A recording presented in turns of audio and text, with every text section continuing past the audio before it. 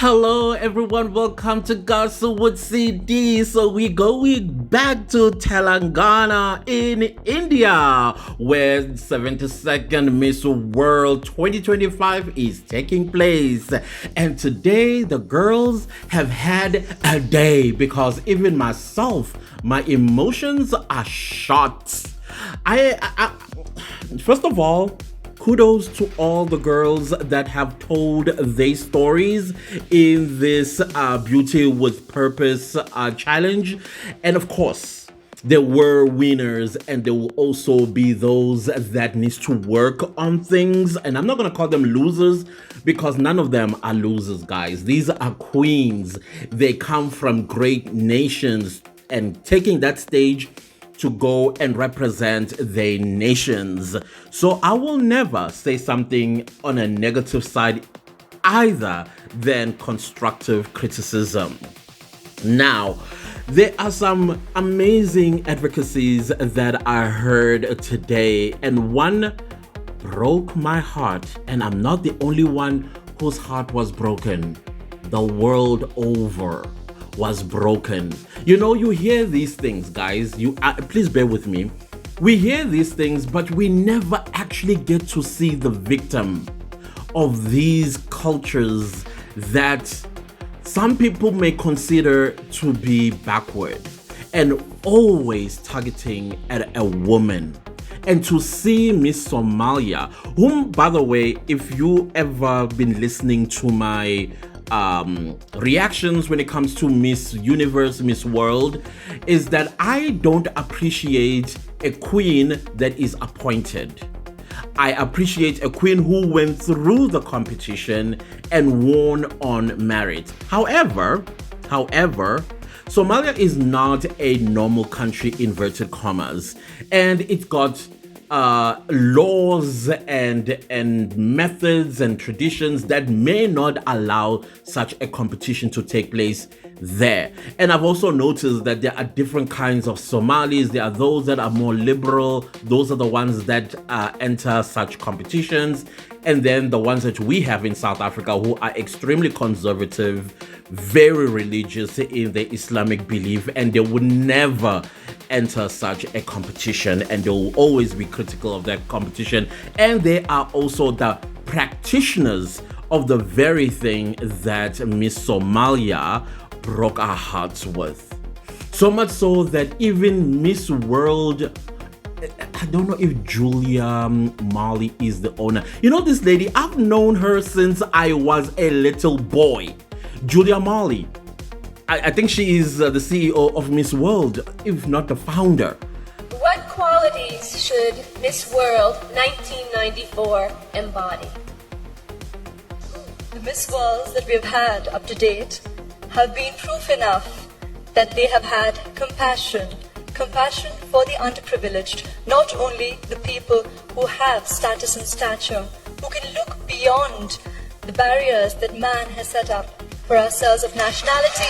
And Miss World 1994 is Miss India.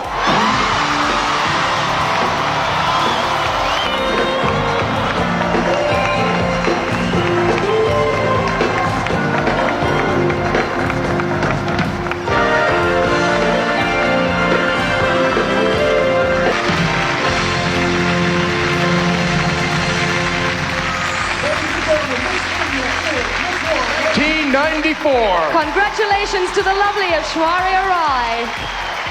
FYI, it was right here in South Africa, Sun City to be precise, where Miss World found a home in South Africa. And we had Brooke and Ridge from The Bold and the Beautiful, who were the judges in this particular Miss World 1994. Basitsana Mahalimele, now Miss Kumalo, she was the first princess to Aishwarya Rai, Miss World 1994. I've known her since I was a little boy, and I'm thinking to myself when I see her again, when she was going to comfort Miss Somalia, I'm like, ma'am, what? We're getting old together. But anyways, she's my favorite ever person on earth, Miss Julia Molly. But other than that, you could tell that also Miss Julia Molly went up there to comfort Miss Somalia, number one. Number two, also to remind her that she is in a competition. Because the thing is, when you do what Miss Somalia did, which is humane, which is a human thing to do, but at the same time, you must not also pull the heartstrings of the judges, because they might have unfair, or you might have an unfair advantage over the other girls, and then you end up winning on sympathy rather than on merit type of situation, if you know what I mean. So I think that's what she had gone to do there. But she also caught me confused when she was like, this is the voice that the world needs to hear. And I'm like, what does that mean to a judge of Miss World 2025 when you, the CEO or the owner of this organization, saying this is the voice that the world needs to hear? Okay, anyways, let's get to today's top 5 for me of the Advocacies or Beauty with Purpose challenge. To me, I'm not saying they are winners. I am just saying they were strong for me. The advocacies were strong for me. And I know that there are others that came, but I can't show you guys all of them because this video is going to be 3 hours long. And I don't want it to be 3 hours long. I'm just going to nitpick. However, this is just part 1 of part 2 of my favorite advocacies. Okay, let's start with number 5. Trinidad and Tobago. I'm Annalise Nansen, and I proudly represent my beautiful twin island nation of Trinidad and Tobago. I wear many hats. I'm an engineer, an athlete, a performer, a humanitarian. But at my core, I'm a big sister, and I've always felt that my purpose was to help, guide, and protect. Trinidad and Tobago, number 1, beautiful, confident, and also I love her advocacy of being a big sister. Basically, in a nutshell, she says that I want to be a role model. I want to live by example to the people behind me, because she is the eldest child of 8 in her family. And she always played a big sister role to them. Now she wants to do that to influence the younger generation to look up to her. And I love that. And the other thing that I noticed, which by the way, the only, not the only, maybe 3 girls that I saw did this. It was Miss Trinidad and Tobago, Miss South Africa, I think even Miss Mexico as well. I can't remember which one it was. I think the thing is, when you, okay, maybe let me preach this a little bit later. Just finish Miss Trinidad and Tobago. She looked at the camera, basically looking at the audience, the world basically at us. I love that. Then my number 4 is Miss Mexico. Mexico really grabbed me even before she opened her mouth. I was like, wait, why didn't you stand out yesterday? Day 12. You are standing out on day 13. Maybe she's been standing out throughout, but to me, she really got me. I am Marieli Leal, and I'm from Mexico. My life hasn't been easy, far from it. Through my work in education in my home state, where I've been involved for several years, I have witnessed the resilience in youth in Sinaloa, my home state. And her advocacy is quite sad as well. Her story coming from a very tiny state in Mexico, which is riddled by crime and violence. And unfortunately, the young ones in her state, they get influenced by, obviously, I think she's speaking about the cartels, and she's not going to say it out like that because it could be a death penalty to her as well. So she was careful with her words, but you needed to read between the lines what she was saying, and I understood her perfectly, because South Africa is also struggling with almost similar situation as Mexico when it comes to crime, and crime influencing young people to join and make it even worse type of situation. So she wants to uplift the youth from violent influence. I was like, that is powerful. That is so powerful that You are going to come up with ideas and ways of lifting yourself out of this impoverishment that makes you look up to criminals who wear Gucci's and Louis Vuittons and drive G-Wagons and living in Santin type of situation. So I love her advocacy 100%. And then, of course, Miss Chile. My name is Francisca Lavandero, and I will represent my beautiful country, Chile, in the south of the world. And I am a commercial pilot of airplane. And now I want to demonstrate to the new generation of girls that nothing is impossible. In this moment, only 5 or 6% of pilots around the world are women. Also, I did high jump and long jump in the school, and I have a foundation called AES. Miss Chile as well, she really stole my heart, this lady. Number one, I'm an F geek. If you don't know what an F geek is, it's a person that loves aviation. For some reason, I don't know why I'm not a pilot, but I love the fact that she's a pilot. And she got influenced by seeing an ad, and the ad had a female pilot, and then she thought, listen, I'm gonna be a pilot too. But of course, her advocacy is more on the possibility and challenging yourself. That you must not just be a human being, but you also need to believe in the possibility. Whatever it is that you are thinking or working towards, you must believe in the possibility. And while you are at it, also challenge yourself. Because she does speak about how she's also in sports and how she challenges herself through sport. But of course, that's the sport being the metaphor for you who is not a sport active person but have dreams. That you don't just dream but also challenge yourself to accomplish those dreams.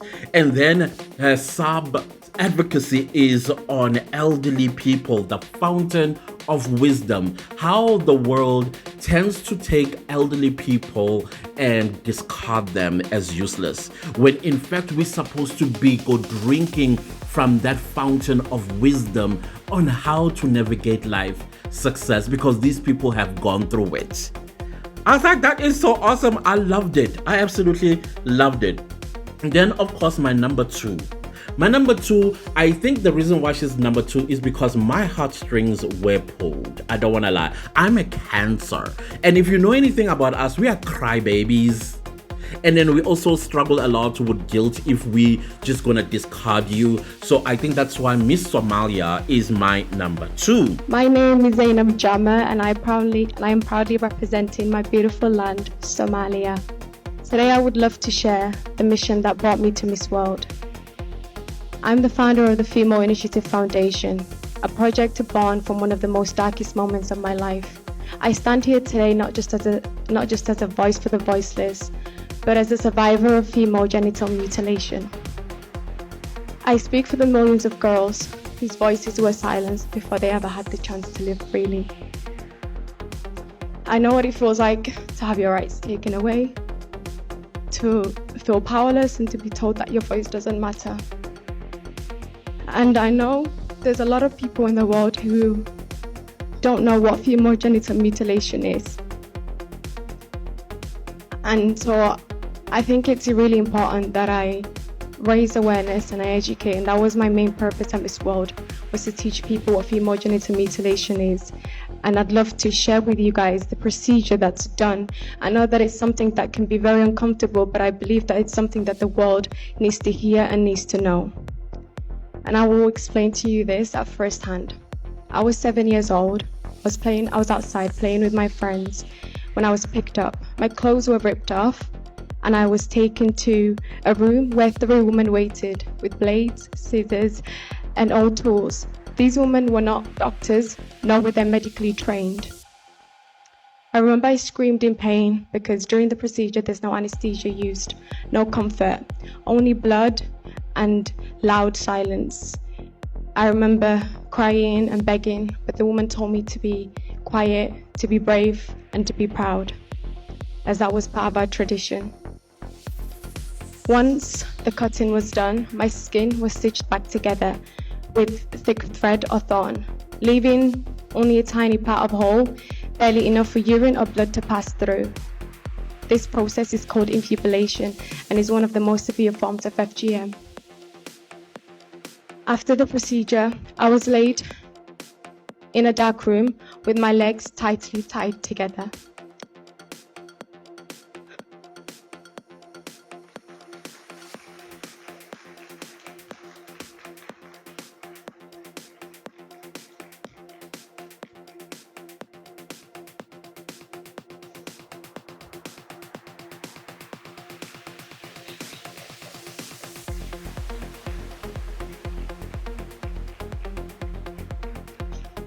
So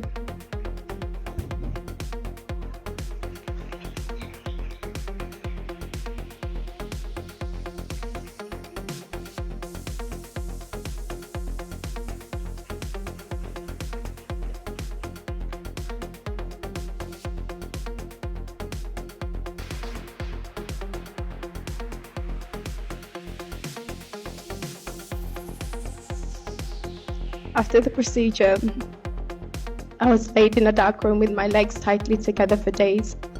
And I remember I was in a room and I was bleeding every day. I had no toys, I had nothing. I only had charcoal next to me, and I used to draw on the wall next to me, and I'd just draw my dreams away just to keep me alive, because that part after the procedure is where a lot of girls die and they don't make it out alive.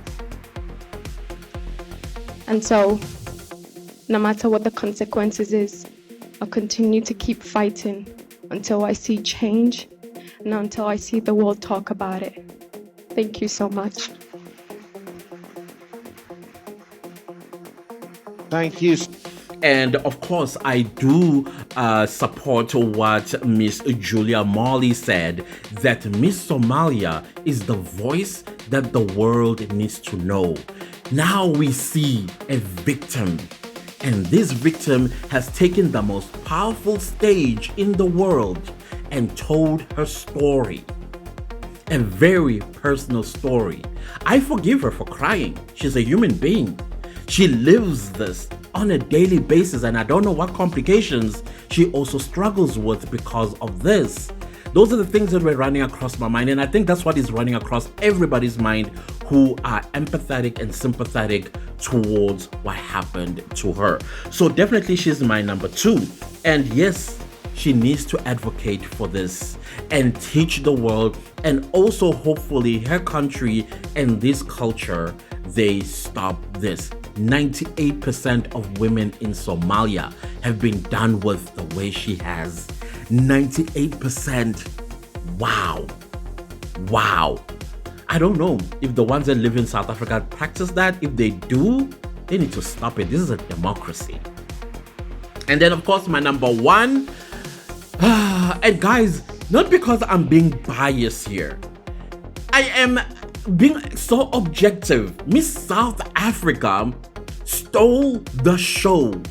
There is no any other candidate that I saw that was number 1.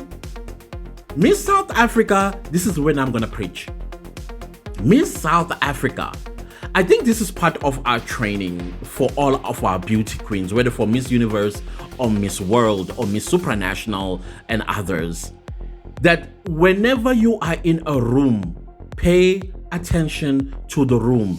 Look for the cameras, because remember, the cameras is the eye you are looking into. That's the world if you are competing for Miss World. If it's Miss Universe, that's the universe you are looking at, not the judges, because I think the judges being down there, it was done deliberately, because now you are talking to them and you are looking down, and we see now your eyelids almost closed because you are looking at the judges, when in fact you're supposed to be looking at the cameras, which are at an eye level with you. And Miss South Africa caught that. Miss South Africa caught that. I think even Miss Trinidad and Tobago got that. Miss Chile also got that. In fact, all my top 5, they got that. But Zozo, she was looking at us, and she even had a cue card. Did you see when she flips it? And I'm like, girl, That's a South African thing. To speak with your heart, but you also have a cue card to remind you of your points. And when she did look at her cue card, did you see how many seconds she did it? Literally 4 seconds. And then she spoke as if she was not looking at her cue card to remind her of her last point. Greetings everyone, my name is Walise Janssen van Rensburg and I represent South Africa. Whenever I'm asked to introduce myself, I always start with the fact that I'm just an ordinary girl with extraordinary ambitions. I am someone that believes every single minute we have in this world is a gift, and it is a gift that should not be taken for granted. I spend my time to shed light on the 2.8 million orphans in my country. Not even to mention the children that are born onto the streets and who have not been documented. I never had a big family. I come from a small family of 3. It was always my mom, my brother, and I. And although we were only 3 people, there was so much love and an abundant amount of kindness we shared with one another. And it was moments like that that reminded me I would always have a safe place to call home. I stand here before you today because I was brought up in an environment where dreams and ambitions were encouraged. And because of that, I can blossom in front of you all today, sharing my passions and my purpose. 5 years ago, I stepped into my first orphanage. And the feeling of loneliness and abandonment left me with an eerie feeling. These children have to fight for everything they own, from food to a safe place to rest. They don't know what it feels like to have a family. They only know the reality of letting go of any hope of a normal childhood in order to survive. So I decided to reach out to organizations that shared my vision of creating a sense of safety and security for them. So this was the birth of my foundation, called Never Too Young to Advocate. Here we build classrooms, we repair facilities, and we fundraise for scholarships to ensure that the children have a safe space to learn and to grow. So I've partnered with various organizations. Just to name one is the My Desk Global Initiative. And this initiative focuses on distributing recyclable, portable learning desks for children in underserved communities. They have inspired me so much, I have decided to write my own children's book called Only a World Away. And this book focuses on teaching more children how to read and write. And it has been such a blessing to see how that sense of self and the power of knowledge can remind them that their dreams are never out of reach. We all long for the same thing, and I think we can all agree on that. And that is a sense of family and a sense of love. Those children are not just a statistic to me. They are people. They're my family. And 5 years ago, I went there not knowing what I would find. Little did I know, I would walk away with the big family that I always dreamed of. I got to know their stories and they got to know mine. And every time I go, they tug onto my clothes and say, "Hello, Miss Walise, we've missed you so much." And it brings me such a sense of emotion because we have become a big, large family, and that is a blessing to have. Those children have taught me so much about myself, but more importantly, they have redefined what purpose is. With that being said, I want you to open your hearts to a purpose that spreads far beyond yourself, because that is what they have taught me. And it has made me come to the very important realization that there is always another seat at the table. Never Too Young to Advocate is a promise, and my promise to the world, that we need to continue dreaming like children. Because when we dream without barriers and borders, the impossible really can become possible. Thank you so much. Thank you, South Africa. Then thirdly, there were no and thinking. She was looking up because that's how intelligent people do things when they talk. They do look up, but for a few seconds, because in their mind they're looking for what's the next thing to say or to remember in her cue card. So Miss South Africa definitely took the cup for me.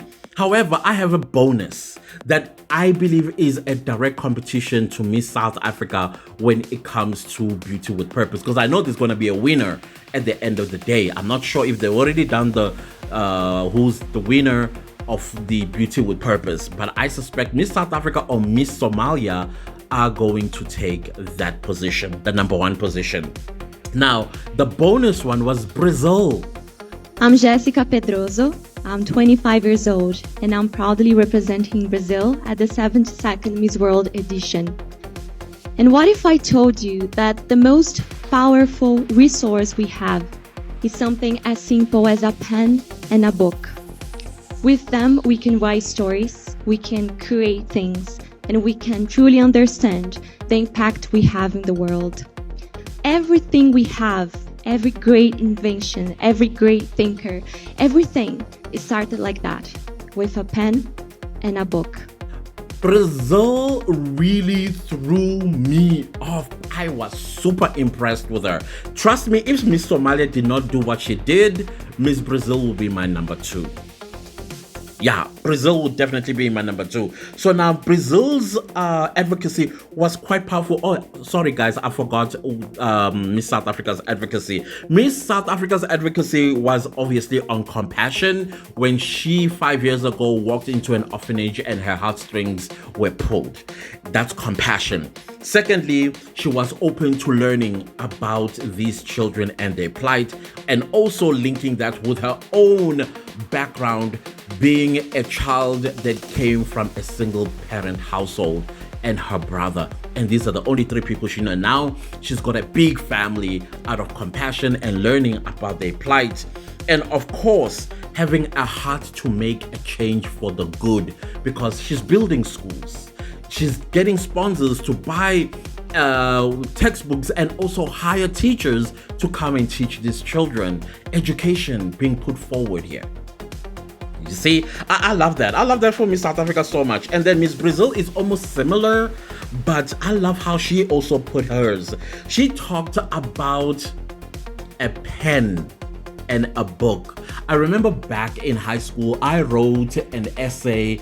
In fact, I chose the topic on a sword and a pen. Which one is more mightier?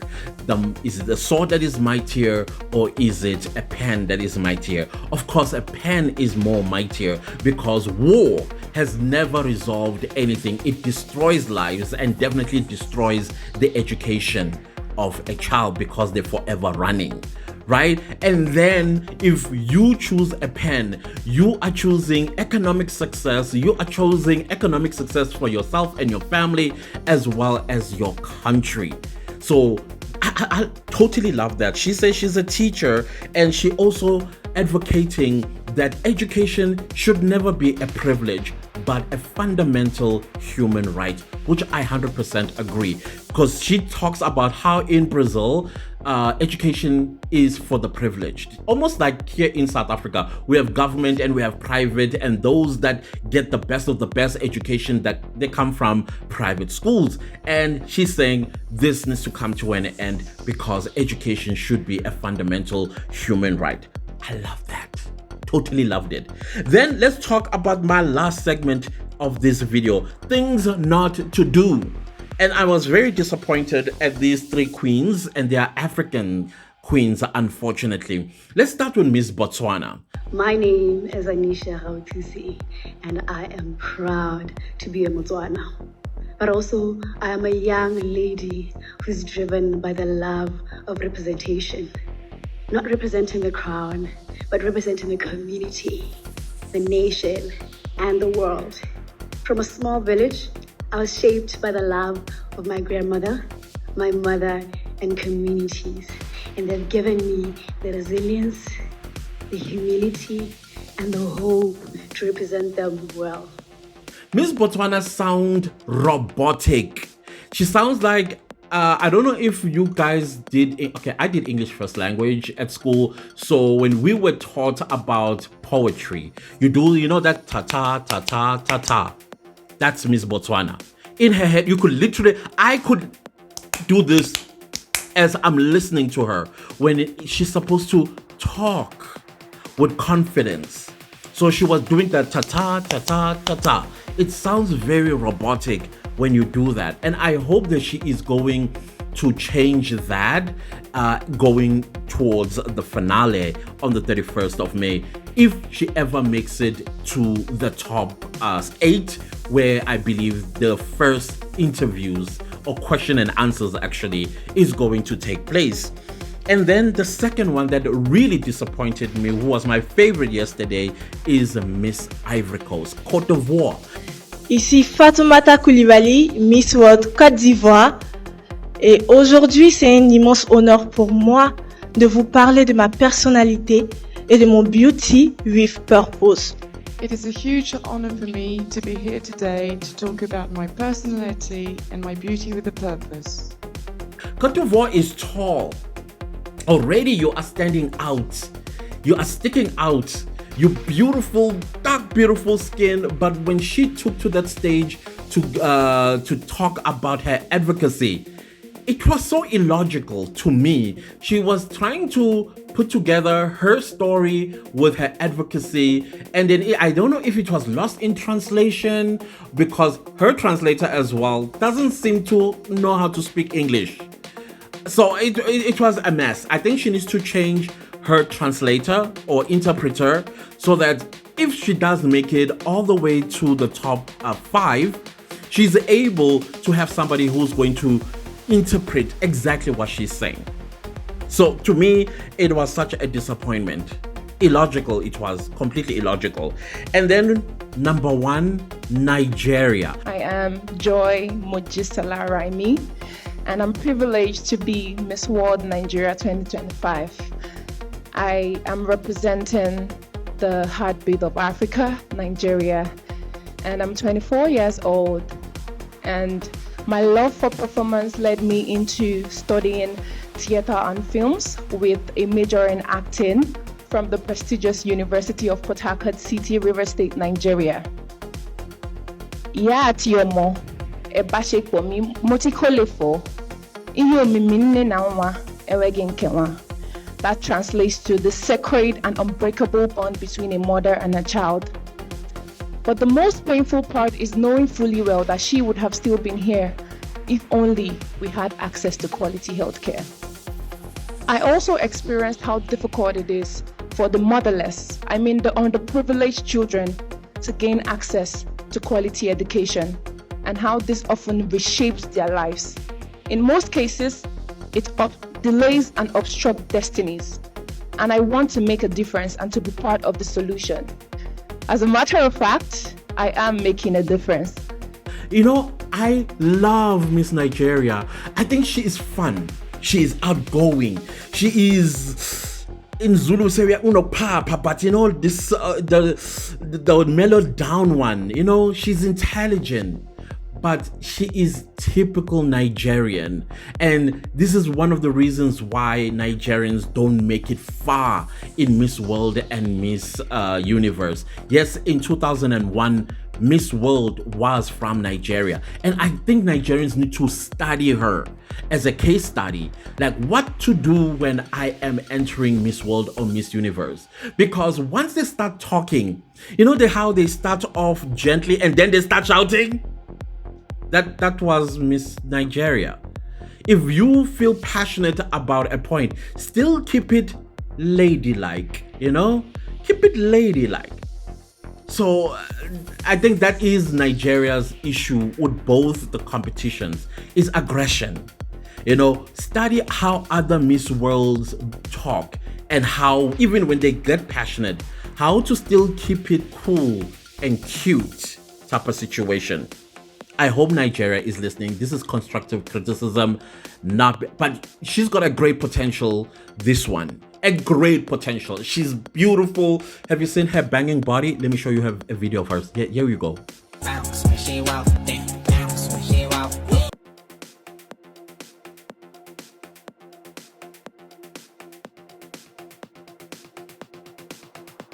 What? She now just needs to work with her vocal cords. And then she got it. Anyways, those are my top 5 of the advocacies that really touched me. And then, of course, the bonus, Brazil. I think Brazil's gonna go very far. Brazil's definitely gonna go far, as well as Somalia. I'm still on the appointment part.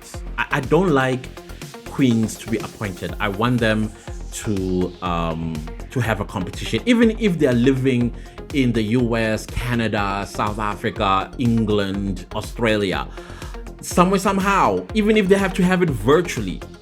At least we know that you got chosen through merits rather than appointed type of situation. And that, guys, I don't know, what are your thoughts? Please, in the comment section, let's do what we keep doing by talking about your favorite advocacy and your favorite Miss World candidate.